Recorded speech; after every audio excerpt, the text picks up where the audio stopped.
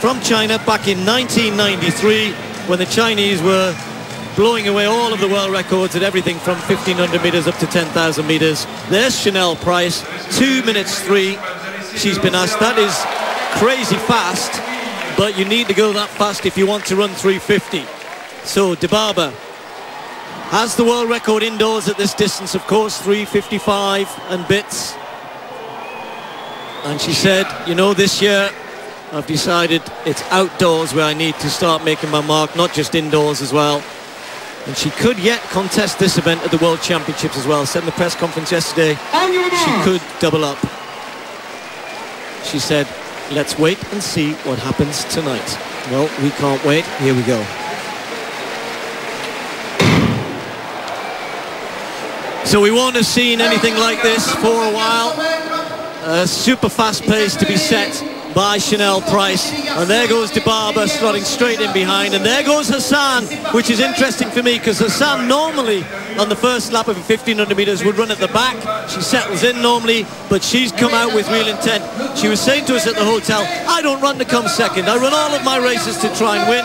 So why on earth would I slot in behind a second pacemaker? And Jenny Simpson looks as though she's edging to go past Tverdi Stupp as well. So here's Price, then we've got Dibaba, and then we've got Hassan, and then Tverdi Stupp in the blonde hair is meant to be pacing the rest of the pack.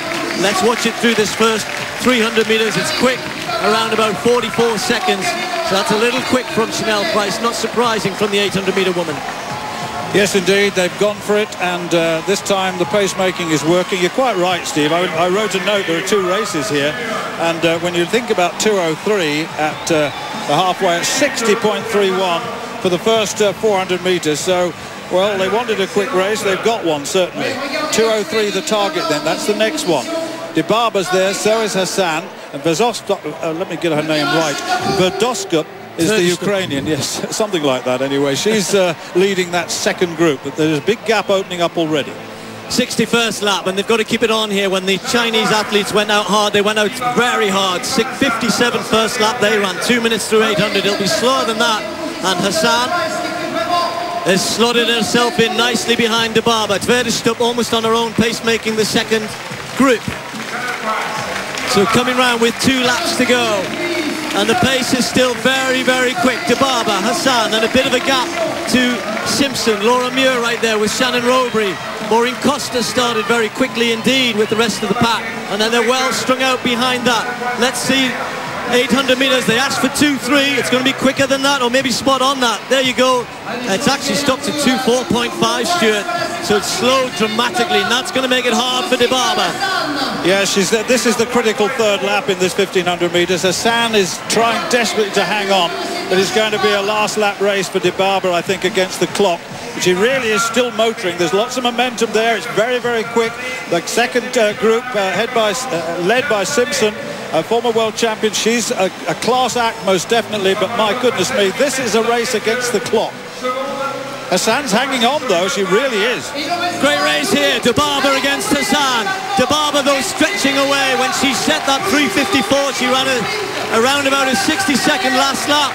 And if she does that, she would break the world record because it's 2:50, sorry, at the bell. Hassan right behind her. Simpson leading the charge behind. Robury, Muir, all heading for very quick times behind them. And then there are gaps, big gaps after that. Dibaba looking at the big screen down the back straight. Hassan is there, 3:4 through 1,200. 60 for that 400-meter stretch. Dibaba going away from perhaps the second best woman in the world, Hassan, who cannot live with this pace. 200 meters to go for Dibaba. Still has chances of the world record. Don't forget, it's 3:50.46. Can she be strong in the last 150? The crowd are on their feet. They're being urged to try and support her in here. Dibaba, this is going to be one of the quickest 1500s ever. How fast will it be? She's got it all to herself. Hassan's struggling now in second place. She's charging towards the line. It's going to be very, very close. Genzebe Dibaba breaks the world record. 3:50.08. Hassan walks across the line. Then Simpson, Muir, Costa, and Louis. Some fast races, some fast times behind. A world record Another one for Genzebe Dibaba. Unbelievable. Well, that is unbelievable, isn't it? That third lap was sensational. Well, Stuart, the times set by the Chinese athletes, for many people, they have discarded those times because of what we found out in the ensuing years afterwards.